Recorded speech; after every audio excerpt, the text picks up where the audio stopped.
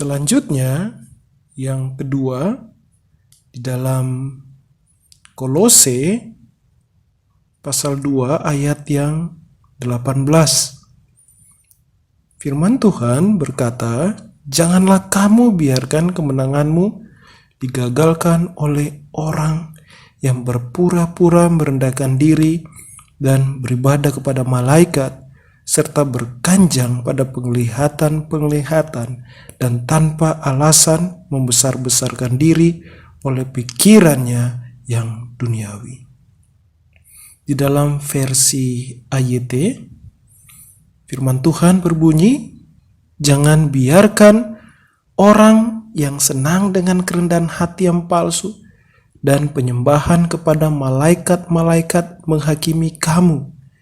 Mereka adalah orang-orang yang suka dengan penglihatan hal-hal detail sehingga membuat pikiran mereka sombong karena gagasan-gagasan duniawi." Kata senang dalam bahasa Yunani, telo, secara harfiah artinya menghendaki atau mengingini. Makna konotasinya bisa berarti mendambakan, senang pada suatu hal, atau memiliki kecenderungan atau tertuju pada suatu hal. Gereja berada dalam bahaya besar bila jemaat atau pengajarannya menyukai atau menambahkan apapun, bahkan hal yang terdengar baik, tetapi yang bukan Kristus dan karyanya.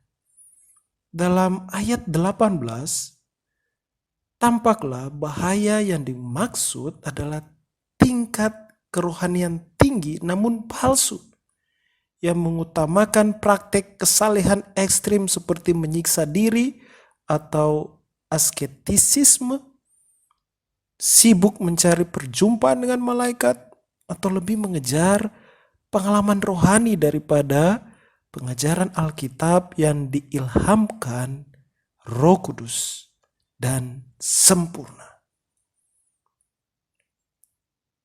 Yang ketiga, di dalam Kolose pasal 2 ayat 19, firman Tuhan berbunyi, "Sedang ia tidak berpegang teguh kepada Allah, dari mana seluruh tubuh yang ditunjang dan diikat menjadi satu oleh urat-urat dan sendi-sendi menerima pertumbuhan ilahinya."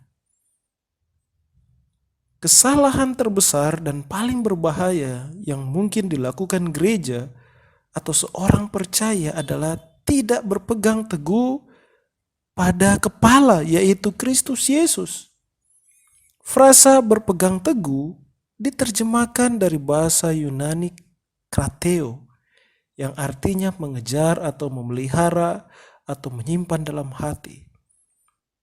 Kristus Yesus, Injilnya dan firman-Nya adalah satu-satunya sumber hidup rohani yang sejati, hikmat dan kuasa bagi tubuhnya, yaitu gereja. Melepaskan Kristus demi mengejar filsafat manusia, malaikat, mimpi, penglihatan, dan pengalaman rohani sama dengan bunuh diri secara rohani dan mematikan gereja beserta anggotanya. Selanjutnya, nomor yang kelima, kepemimpinan Kristus Yesus terkadang disampaikan dengan perumpamaan relasi perkawinan, di mana dia menjadi mempelai laki-laki atau suami, dan gereja adalah mempelai perempuan atau istri. Dengan demikian, secara nyata di dalam kedaulatan ada pula unsur keakraban dan cinta kasih. Bacalah Efesus pasal 5 ayat 22 sampai 23. Sampai kita memahami konteksnya, lalu kita menjawab pertanyaan berikut ini.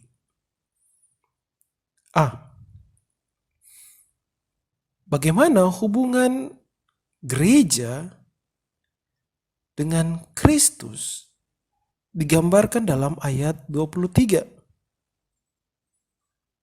Ayat 23 berbunyi, karena suami adalah kepala istri sama seperti Kristus adalah kepala jemaat. Dialah yang menyelamatkan tubuh. Pertanyaannya sekali lagi, bagaimana hubungan gereja dengan Kristus digambarkan dalam ayat 23 Efesus pasalnya yang kelima. Yang pertama, istri atau mempelai perempuan Kristus. Metafora ini menggambarkan kasih Kristus bagi gereja. Di dalam ayat 25 dan ayat 28 sampai 29. Serta pemeliharaan dan perlindungannya di dalam ayat 25 sampai 27 dan ayat 29. Perumpamaan itu juga menunjukkan bahwa gereja adalah milik Kristus dan harus bersikap hormat kepadanya, berbakti serta tunduk. Di dalam ayat 22 dan ayat 24. Yang kedua, tubuh Kristus. Metafora ini menggambarkan hubungan, kesatuan, atau keterikatan antara Kristus dan gereja yang menunjang kehidupan. Gereja mutlak bergantung pada Kristus Yesus. Tubuh tidak dapat hidup tanpa kepala dan tidak memiliki arahan tanpa kepala.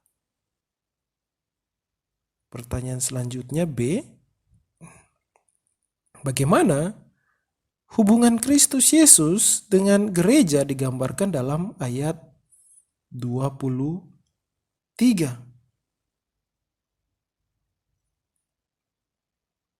Yang pertama, kepala atau suami gereja. Gelar ini menyatakan kedaulatan mutlak Kristus atas gereja, juga kasih pemeliharaannya. Kristus mengasihi gereja dan menyerahkan diri baginya. Kita bisa lihat di dalam ayat 25. Dan ia telah mempersatukan diri dengan jemaatnya dalam ikatan yang tak terpatahkan atau tak terputuskan. Ia memberi makan dan menghargainya sebagai tubuhnya sendiri. Yang dapat kita lihat di dalam ayat 28 sampai 29. Kedua, Kristus menyelamatkan gereja. Ini menyatakan bahwa karya keselamatan Kristus bagi jemaatnya. Keselamatan tidak terbatas pada pembenaran saja, tetapi juga meliputi pengudusan jemaat, mana jemaat bertumbuh dalam kekudusan dan kemuliaan kekal di surga nanti. Kita dapat melihatnya di dalam Efesus pasal 5 ayat 26 sampai 27. Nah, sekarang kita sampai di pertanyaan yang ke-6. Berdasarkan ayat-ayat berikut dari Efesus pasal 5, peranan apa yang Kristus lakukan sebagai kepala dan suami gereja? Efesus pasal 5 ayat 22 dan 24. Jawabannya, Kristus adalah Tuhan. Kepadanya jemaat harus tunduk. Selanjutnya Efesus pasal 5 ayat 23. Jawabannya, Kristus menyelamatkan jemaat. Berikutnya Efesus pasal 5 ayat 25. Jawabannya, Kristus mengasihi jemaat dan menyerahkan nyawanya bagi jemaat. Efesus 5 ayat 26. Jawabannya, Kristus menguduskan dan menyucikan gerejanya. Dan di dalam Efesus pasal 5 ayat 29, Kristus memberi makan dan merawat jemaat atau gerejanya. Pertanyaan nomor 7, dan kita akan sama-sama menjawabnya. Berdasarkan ayat-ayat berikut dari Efesus pasal 5, bagaimana jemaat seharusnya bersikap terhadap Kristus sebagai suami dan kepala? A. Efesus pasal 5 ayat 22 dan 24. Beginilah firman Tuhan. Hai istri, tunduklah kepada suamimu seperti kepada Tuhan. Karena itu sebagaimana jemaat tunduk kepada Kristus, demikian jugalah istri kepada suami dalam segala sesuatu. Kata tunduk dalam ayat 24 berasal dari bahasa Yunani hupotasso, yang secara harfiah artinya menaruh di bawah sesuatu atau seseorang. Secara konotatif artinya menempatkan di bawah pengaruh atau kekuasaan orang lain, menaati perintah atau arahan orang tersebut. B. Efesus pasal 5 ayat 33. Firman Tuhan berbunyi, bagaimanapun juga bagi kamu masing-masing berlaku, kasihilah istrimu seperti dirimu sendiri, dan istri hendaklah menghormati suaminya. Kata menghormati diterjemahkan dari bahasa Yunani phobeo, yang secara harfiah artinya takut atau segan. Ini lebih dalam daripada sekadar hormat, tetapi sikap sopan yang mendalam, kagum dan takjub akan Kristus. Kata tunduk dan menghormati bukan sekedar perasaan atau sikap hati. Ketundukan dan penghormatan gereja kepada Kristus Yesus terwujud lewat ketaatannya pada kehendak Kristus yang dinyatakan di dalam Alkitab. Dalam Lukas pasal 6 ayat 46, Tuhan Yesus berfirman. Yesus bertanya, "Mengapa kamu berseru kepadaku? Tuhan, Tuhan, padahal kamu tidak melakukan apa yang aku katakan." Dan lagi dalam Matius pasal 15 ayat 8-9 yang berbunyi, "Bangsa ini memuliakan aku dengan bibirnya, padahal hatinya jauh daripadaku. Percuma mereka beribadah kepadaku, sedangkan ajaran yang mereka ajarkan ialah perintah manusia." Juga dalam Yohanes pasal 14 ayat 15 dan ayat 21. "Jikalau kamu mengasihi aku, kamu akan menuruti segala perintahku. Barang siapa memegang perintahku dan melakukannya, dialah yang mengasihi aku." Selanjutnya, nomor yang 8 atau terakhir, berdasarkan 2 Korintus pasal 11 ayat 2-3, apa tujuan kerja keras Paulus bagi jemaat? Bagaimana kita menerapkannya dalam kehidupan dan pelayanan kita di gereja lokal? A. 2 Korintus 11 ayat 2. Firman Tuhan berbunyi, sebab aku cemburu kepada kamu dengan cemburu ilahi, karena aku telah mempertunangkan kamu kepada satu laki-laki untuk membawa kamu sebagai perawan suci kepada Kristus. Kata cemburu dalam bahasa Yunani zelo secara harfiah artinya panas hati bagi sesuatu atau seseorang. Baik panas hati dalam arti giat menginginkan maupun menentang. Secara negatif artinya iri atau tamak. Yang bisa kita lihat di dalam Kisah Rasul pasal 17 ayat 5 dan Yakobus pasal 4 ayat 2. Secara positif artinya rasa pengabdian yang mendalam, peduli, setia pada sesuatu atau seseorang. Kerinduan Rasul Paulus ialah agar gereja atau jemaat sepenuhnya mengabdi pada Tuhan Yesus Kristus dengan kasih dan kesetiaan yang tak terbagi.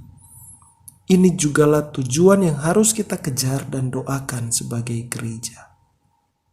Selanjutnya B, ayatnya yang ketiga.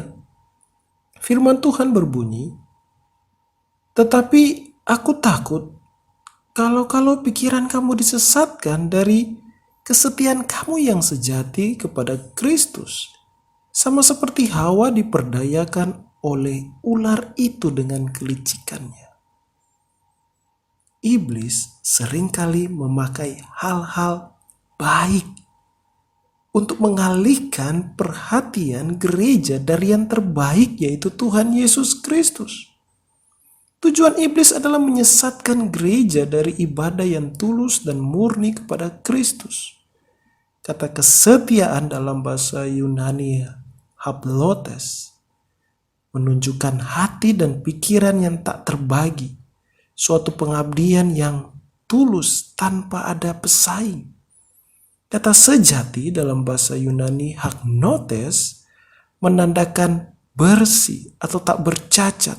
Artinya, gereja harus setia berpegang pada Kristus Yesus dengan iman, menempatkan Kristus di atas segala hal lain, mengasihi Tuhan Yesus dengan pengabdian yang tulus dan tidak bercabang hati, dan taat kepada firman-Nya. Sekali lagi, inilah tujuan akhir dari seluruh kerja keras dan doa-doa kita yang adalah gereja Kristus.